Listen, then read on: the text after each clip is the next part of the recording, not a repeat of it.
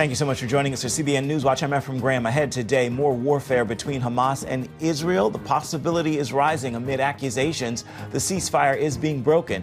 As Israel says, Hamas is violating the agreement with its attacks on troops and failure to deliver the last remaining hostage's body.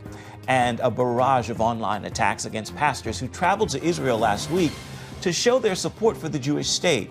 We're going to bring you the story on all of this and more from Jerusalem. With some prices still rising, President Donald Trump hitting the road to take on the affordability issue as Americans are still worried about inflation. And our Studio 5 conversation with Grammy-winning singer and songwriter Victory Boyd as we talk about her first holiday music project called Christmas Hymns. All those stories and more right now on CBN NewsWatch. This is CBN NewsWatch. It is Wednesday, the 10th of December. We're going to begin this half hour with the possibility of more warfare between Israel and Hamas, and it is growing, with both sides accusing each other of violating the ceasefire. It comes as Turkey is pushing to join the international force in Gaza. And a different kind of battle as Christian leaders returning from Israel say they're the target of online attacks. Paul Petit brings us the story now. He's reporting from Jerusalem. Turkey is pushing to join the international force tasked with stabilizing Gaza, directly challenging Israel's opposition. Ankara claims Turkish participation is critical to upholding the ceasefire. Israel says Turkey supports Hamas. The latest development comes as U.S. Ambassador to the United Nations Mike Waltz makes his first visit to Israel, meeting with Prime Minister Benjamin Netanyahu to advance President Trump's Gaza peace plan. But Hamas now says that plan cannot move into the second phase, accusing Israel of violations. That phase includes deploying an international military force in Gaza and the disarmament of Hamas, which the terror group resists. Israel accuses Hamas of violating the ceasefire with its continuing attacks on troops and its failure to deliver the last remaining hostage body. Netanyahu expects the second and third phase negotiations to be equally challenging. I think there's a third phase, which is to de-radicalize the Gazan population from 60 years of incredible incitement, incredible brainwashing, which has has to be changed. But the first phase is you've got to get rid of Hamas. Netanyahu also says he plans to visit New York City later this month, despite threats of arrests by the city's incoming mayor, Zohran Mamdani. I'll come to New York, okay? And that was my question. Would you come to New York, given what the mayor has said about arresting you? Yes, of course I will. And you will test that? I mean, what is the thought about how that would work? Well, why don't you wait and see? Yes, I'll come to New York. Another controversy is emerging. Online attacks against Christian leaders who attended last week's Friends of Zion Ambassadors Summit in Israel. Founder Mike Evans says pastors and ministry leaders are targeted by coordinated AI-driven harassment and anti-Semitism. They think they're real people. They're not real people. They're bots, but they achieve the same objective. They shut them up by marginalizing them. What's the end game for these bots, this attack? The same end game as 911. Listen, the terrorists kill the body. These individuals kill the soul. So it's exactly the same. It's Satan's come to kill, steal, and to destroy. Despite the attacks, Evans says they're moving forward with even more ambitious plans for next year. I'm planning on bringing 1,000 university students, young people like that are involved in Turning Point USA, leaders on campuses. I'm planning on bringing 1,000 of them in July, and then I'm planning on bringing 1,000 of the top pastors globally at the end of August. Paul Petit, CBN News, Jerusalem. Going to continue our coverage now with our CBN News Middle East Bureau Chief Chris Mitchell, who's joining us from Jerusalem. So, Chris, Israel and Hamas are accusing each other of violating the ceasefire, and Netanyahu says Hamas needs to be gotten rid of in the first phase. How would that happen short of more warfare between Israel and Hamas? Well, the warfare seems inevitable, Ephraim. The Trump plan, disarm Hamas. On the other hand, Hamas statements are no disarmament. Khaled Mashal, one of the leaders of Hamas, says they won't relinquish control. He's saying yes to the annihilation of Israel, yes to the liberation of Jerusalem. One thing he says, they want to cleanse Al-Aqsa, that's the mosque on the Temple Mount, from impure Jews. They won't accept any international authority. And here's what he said 20 years ago, Ephraim, and I found this headline. It says, Mashal, pull out is beginning of the end of Israel. To give you a little context, 20 years ago, Israel pulled out of the Gaza Strip. It's really led to October 7th and the war. He says it's just one step to defeating Israel. So the confrontation seems inevitable. What could change this? Pressure from Qatar and Turkey that would actually allow Hamas to keep its weapons, but Israel's resisting this. And that's certainly likely one of the subjects of the meetings later this month between Prime Minister Netanyahu and President Trump. Chris, the New York Post reports a Palestinian anti-Hamas activist claims Hamas hid tons of baby formula to damage Israel with claims of starvation. What can you tell us about this?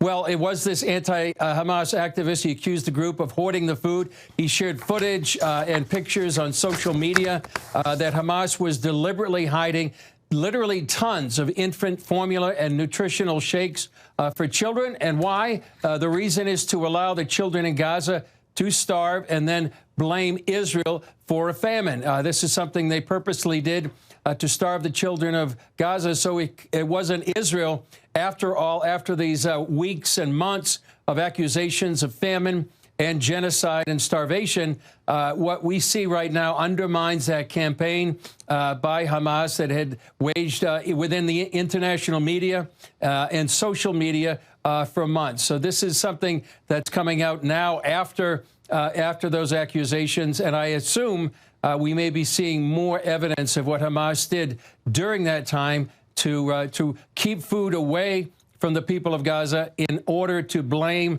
Israel and win the propaganda war. Israel's finance minister told the Jewish News Syndicate the IDF is likely to step up operation in Lebanon against Hezbollah. What is the situation there?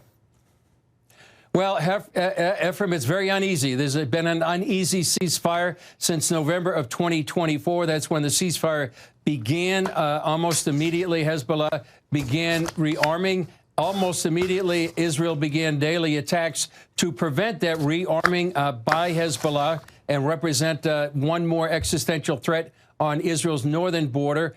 So there have been daily attacks by Israel. Finance Minister Smotrich, he says it's likely that Israel will soon need to return to Lebanon in a massive way and to preserve the gains against Hezbollah that had been going on since the war with Hezbollah.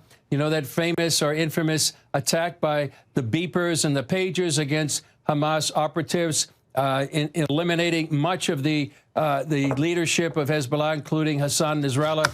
And so they want to enforce without any compromise against Hezbollah rearming and any ceasefire.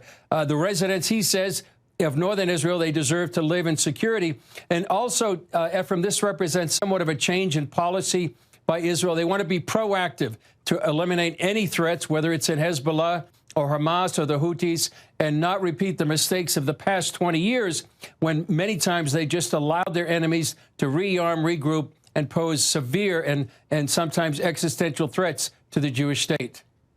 We heard a little bit of this in Paul's report, but what have you learned about these online attacks against pastors who visited Israel last week?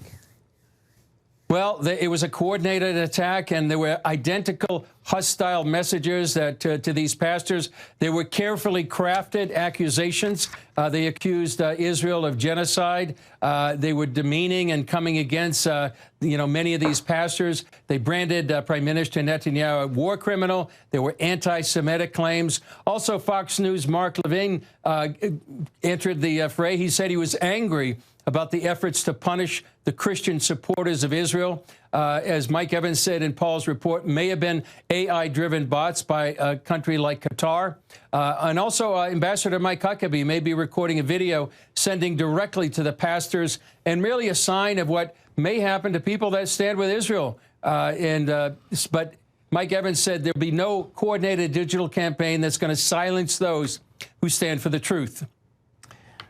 The Israeli foreign minister told another delegation of evangelical leaders that evangelical support is, quote, more vital than ever. What can you tell us about the Israel's government's recognition of the importance of the support of Christians in this hour? Well, he spoke to a group by Bishop Robert Stearns of Eagle's Wings.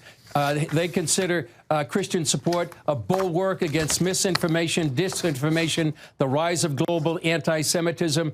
Many people believe it's a pivotal moment in history where the Jewish state is defending its place in the world, and they see Christian evangelical support as vital to that effort.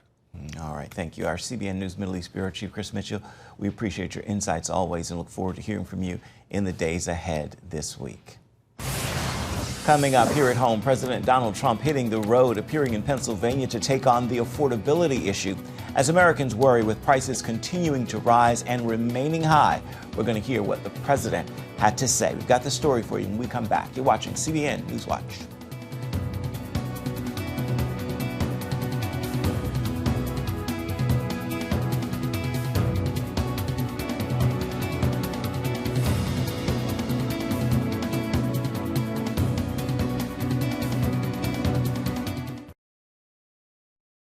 Introducing a brand new way to start your morning. Get your daily quick start from CBN News. A quick read on the important news of the day delivered right to your inbox. Stay current on breaking news, politics, and entertainment. Discover how God is moving around the world and here at home. Plus, get exclusive stories and daily scripture encouragement just for you. Stay informed. Go to quickstart.news and subscribe today. The rising cost of living remains a top concern for voters as they are concerned about affordability. A new poll shows most Americans think President Donald Trump's policies are the problem.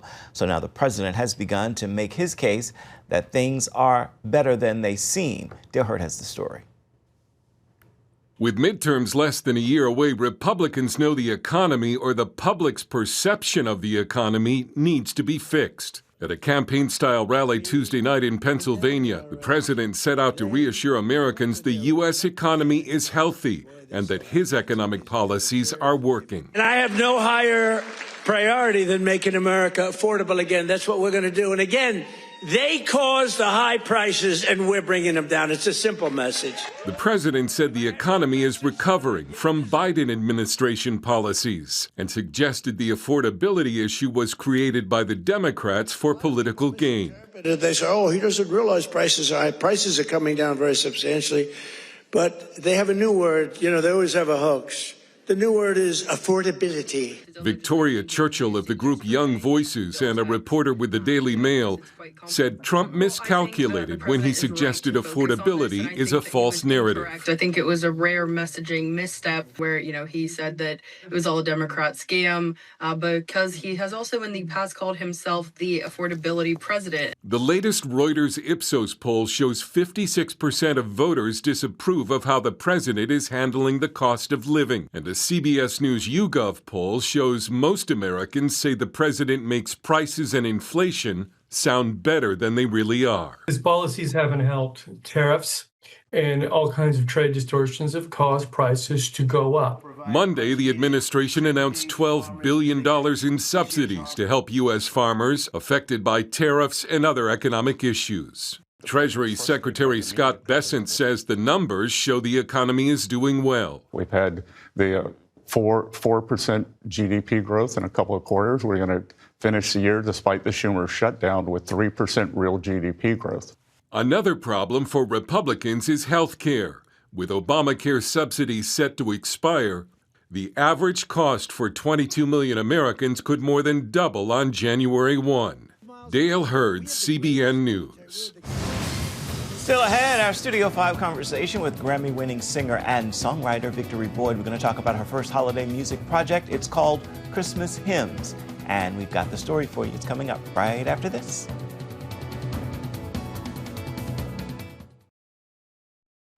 Welcome back to CBN NewsWatch. Grammy Award-winning singer and songwriter Victory Boyd is known for her work with Kanye West's gospel album Jesus is King back in 2019. She also has created music with her brothers and sisters in a singing group, and today she continues her solo work with her very first holiday music project. It's called Christmas Hymns. Take a look. Oh, holy night, the stars are brightly shining. It is the night of our dear Savior's birth. This is your very first full Christmas album? Yes. What took so long? Long lay the world. It's always been there, but I never did it exclusively as a Victory Christmas album. So, yeah, so I felt like it was time now. I agree. What was the process like? It was really a process of arriving at I am enough, me as a vessel, as an instrument, and all of the experience that has gone into me becoming who I am today. If I just take all of that and sing the songs I've always sung ever since childhood, and I don't need to add anything to make it spectacular. Like, the message is already powerful enough, and me as an instrument is already beautiful enough to present this in the most meaningful way. Silent night, holy night. These songs have stood the test of time. I mean, Silent Night, Oh Holy Night, like, they've been around for centuries. They're ancient songs. And so I'm tapping into something that has that transcends me. I went through memory lane, and I was recalling all of the different Christmas hymns that, you know, I sang throughout my lifetime, and it just was like finally recording something that has been like baking inside of me for a very long time. And not only are you doing the album that's out, you're doing a tour in a very unique way. Yes, yes. What was the brainchild for this gift you're giving us? Yes, so I just started this tour. It's called The Gift of Christmas. And the whole idea is that Christmas is all about giving and receiving gifts.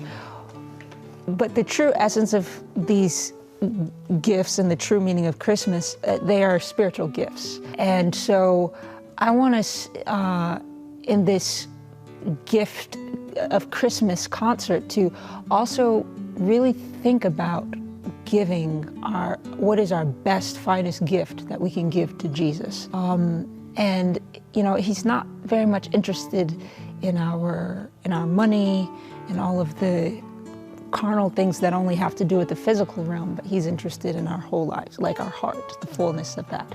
And so I think of these shows as my gift to Jesus, like it's something extravagant that I can give him. And this gift that you're giving is also a huge act of faith, because you are traveling the country. You are not asking for anybody to handle anything. You're not asking for people to pay you. You're not charging for tickets. You're doing this. Yeah, it's an offering. I'm just a firm believer that you can't outgive God. If you extended an invitation as we share this story this week for people to come, what would you say to them? My prayer is that perhaps you had an idea of what Christmas usually is every year, but this hopefully gives you a new revelation of what Christmas means, and it gives you that childlike joy and excitement for this holiday. Born is the King of Israel.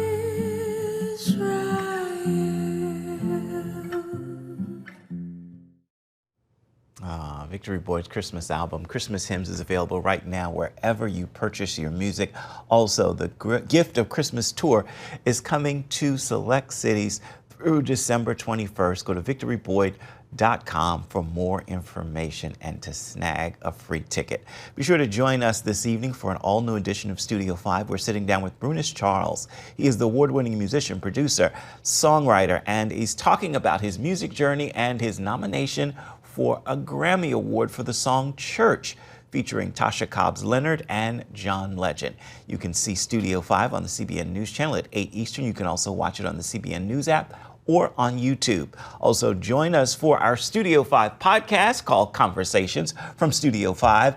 It's your weekly destination for uplifting interviews with a strong focus on faith. And this week, we're giving you an in-depth conversation with Victory Boyd. She expands on her music project. Plus, she's talking about what's ahead for her music career come January 2026. You can listen to the episode on your favorite podcast platform right now.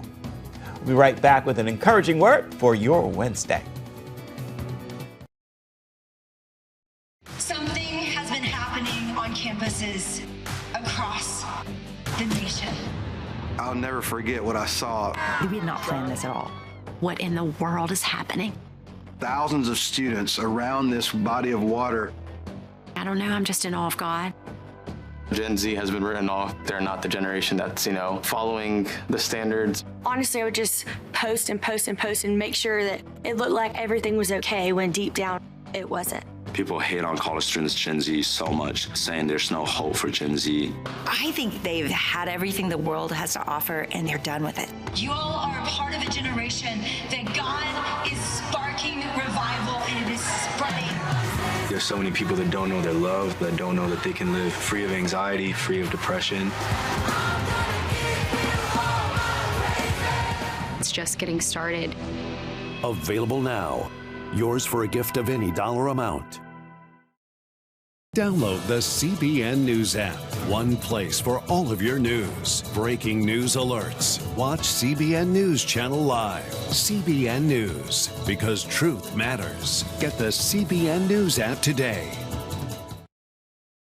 It's time now for your Wednesday word, and today's word is love. Remember this, love is more than a word or a feeling. Love is an active choice, and choosing love means choosing action. If you love, you give. If you love, you do. If you love, you move. So today, lead with love and make this a wonderful Wednesday. That is going to do it for this edition of CBN NewsWatch. You can always find more of our news programs on the CBN News Channel. You can find them there at any time, as well as online, cbnnews.com. We'd love to know what you think about the stories you've seen here today. You can email us, newswatch@cbn.com. You can also reach out and touch us on Facebook, Instagram, and X. We'll see you back here same time tomorrow. Goodbye. God bless. Thank you for watching.